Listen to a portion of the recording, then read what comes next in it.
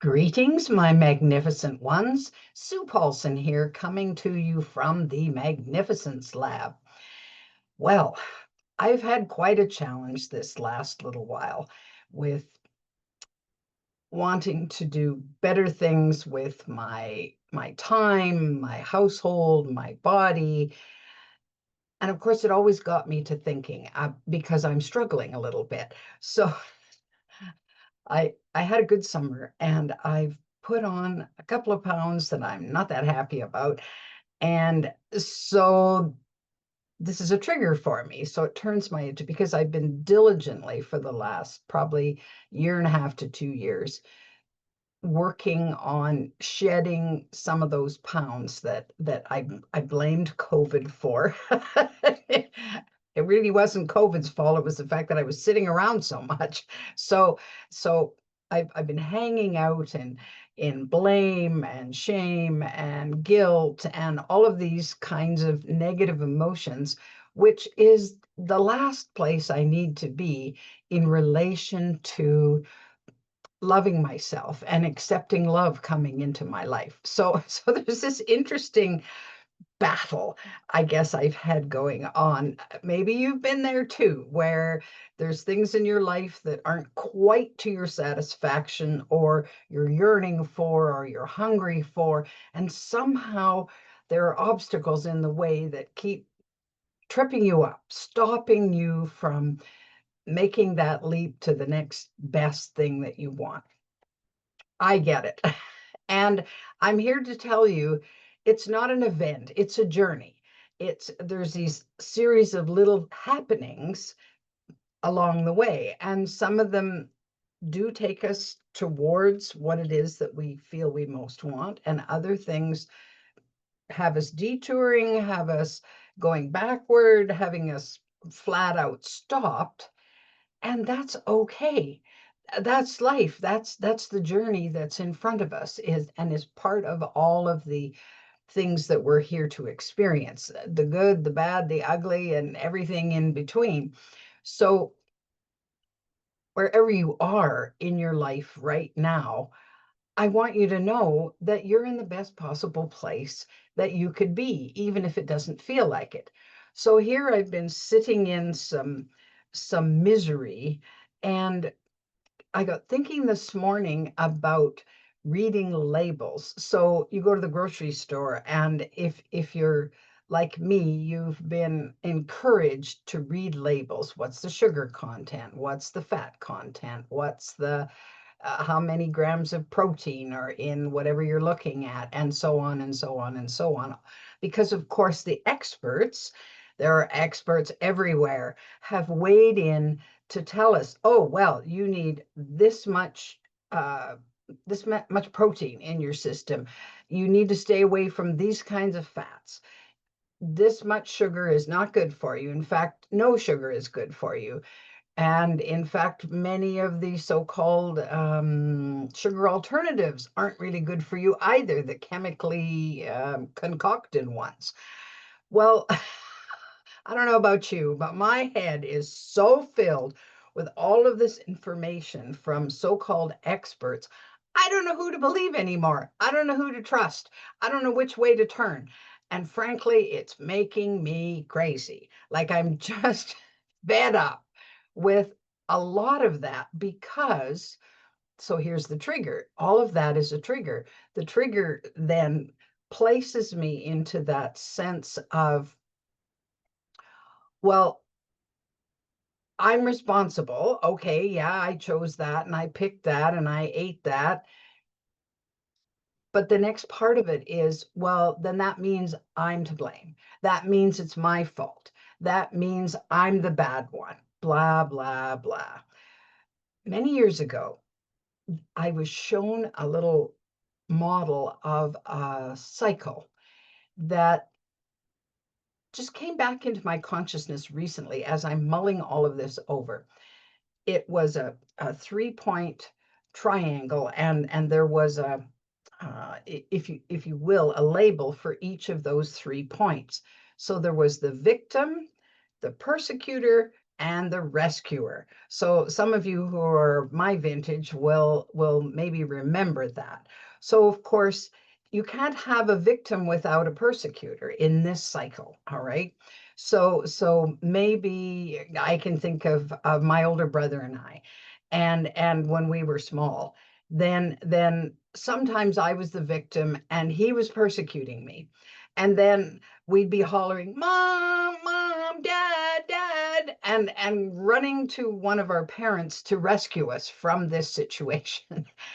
And sometimes we'd get a slap upside the head to one or the other of us, depending on who was to blame. Well, it's your fault that this happened. And then we'd go back to, the cycle would continue. Well, it's interesting to me that as an adult, I don't I don't have too many what I would call persecutors in my life. In fact, the biggest persecutor I have in my life, quite honestly, is me. So so I've discovered that I've become very adept at playing all three roles.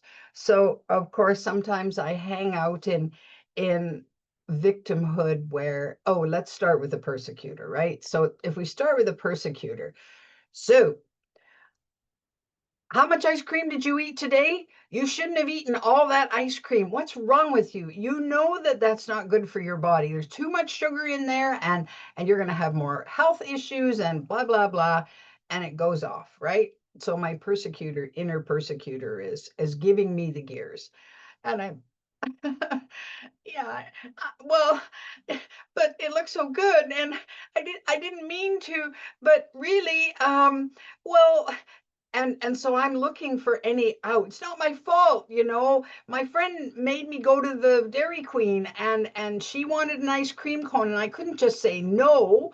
And so I'm looking for something so that I don't have to take the blame for this. So this wrangle is going on is going on. And at some point, and maybe it's when I'm a little tired of the game between my own persecutor and my own victim, I'll look for some kind of rescue, and my rescuer self will come in and say, "Oh, Sue, come on now. Quit beating up on yourself. You're meant to love yourself, and you're meant to just be easy with what goes into your body, and just forgive yourself. Cut yourself some slack. Give yourself a break, whatever." And so this sound voice of reason would come in and attempt to soothe me. Sometimes it works, and I'm thinking, oh yeah, okay, I kind of just forgot. I fell off the wagon, and now I need to get back up and do that. Okay, exercise for me is like that. I get very gung-ho about, oh, I'm going to get in shape, and I'm going to do so many steps a day, and I'm going to go to the gym or go to the pool or whatever, and I maybe do it for 2 weeks straight, and then I stop. And then my persecutor jumps in and says, "Sue, you were feeling so good. Now, why are you doing that? And what's going on here?" And so the cycle begins again. Do I feel guilty about a lot of what I put myself through?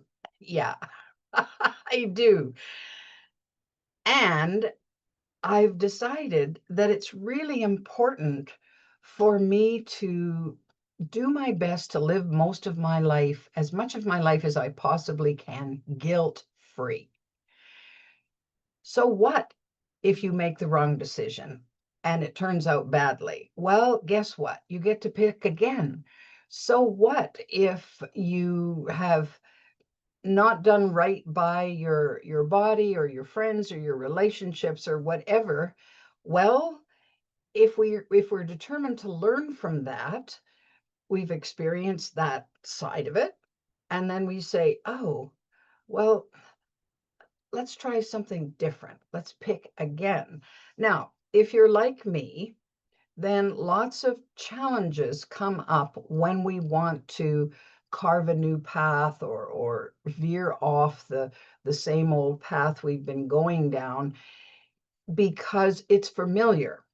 And even if it isn't a good comfortable, we're comfortable with it. All right. We can be happy in our misery because it's familiar to us, or maybe it's all we've known. We have no role models to show us, well, look at what could be better than that.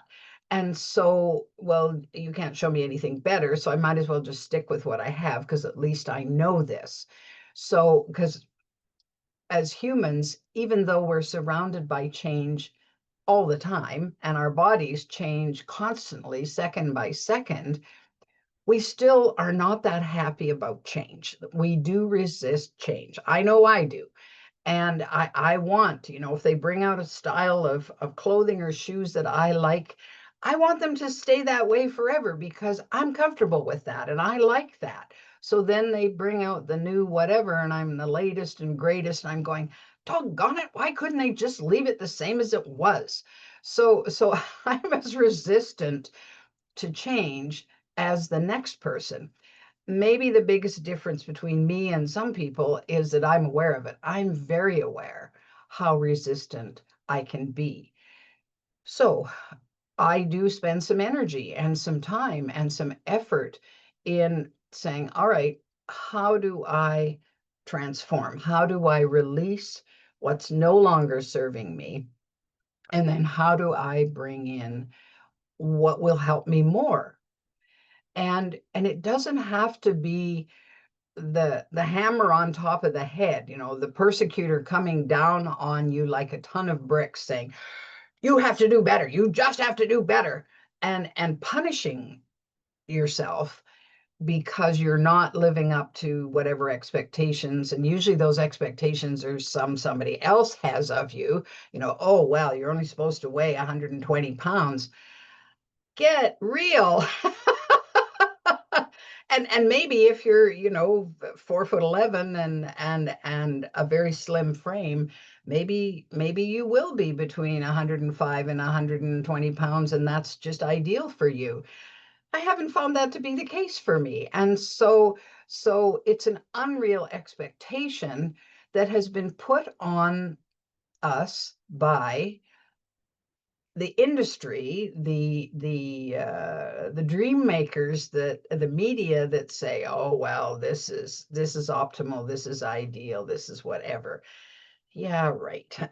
So okay, we won't get off on that tangent, but suffice it to say that that if we're feeling that this victim persecutor position, those two positions, all that can come out of that is a harshness, a way of dealing with ourselves that doesn't work. I mean, punishment for especially corporal punishment has never worked except maybe temporarily, to have someone put someone into such a state of fear that they don't go there, they don't go down that road again.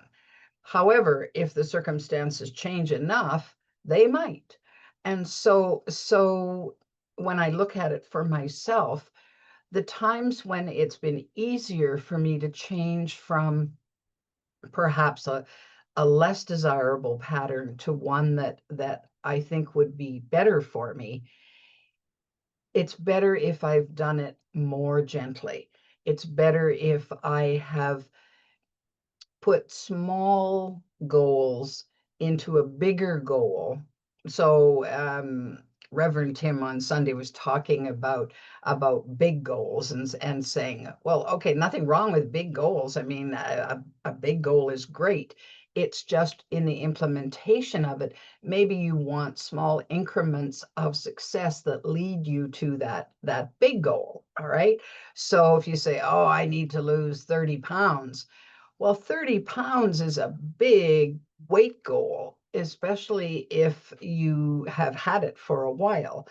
And so maybe it's, all right, my goal is to lose 2 pounds this week, or 1.5 pounds this week, or whatever it is. And then there's some success that you can celebrate when you achieve that goal. If it takes you 2 weeks to lose it, well, it took 2 weeks. Okay, but I lost it. It's gone. And so I didn't lose it, I shed it. I'm changing my terminology about that. So, and it's with anything in life, whatever goals you choose. I have found in working on my concept of magnificence lately, in working on building the magnificence lab, it's taking some time. I've had detours. I have other things going on in my life that have held me back from the progress that I felt I wanted to make. It's not been happening as quickly as I had anticipated. So there is a huge pull to fall back into that punishing parent that says, "Sue, what's wrong with you? Why haven't you done this? Why haven't you recorded a video lately? Why haven't you written a blog lately? Why, blah, blah, blah, blah." And yeah, but you know the drill, right? I don't need to repeat this more than I already have.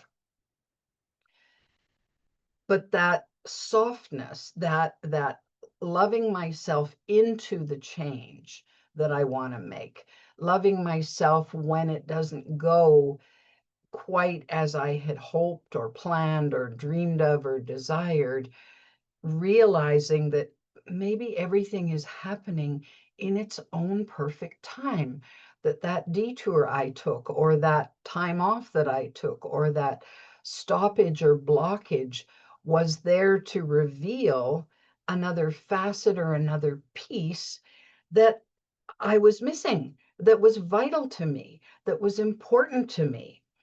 And so bless what's not working, bless what's going on with you, the triggers that hit you just, oh no, I thought I was past that trigger. Well, there's more to learn from that, because let's face it, the lessons in life, once you learn them, you might get tested one more time, but if you pass the test, then those lessons are done now.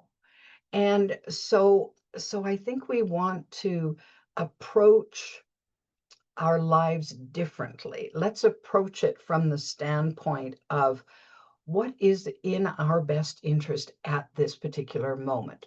So when I think of me and my body in relation to my well-being, my physical well-being, far better for me to get to know what my body resonates with better than paying attention to what all the ads say about the best thing for you and so on. So I do a certain amount of muscle testing when I'm deciding on, do I want a product from the health food store, for example. Well, is it good for my body? Yeah, they're saying it's good for everybody, but what about me as an individual? Because I'm as uniquely made as you are. So what works for me may or may not work for you. So I'm testing it out. I'm checking in. I know, for example, that when I eat vegetables, be they fresh vegetables or partly cooked or something like that, my body likes it. It sort of has a little resonance and a little happy dance inside me that says, good, yum.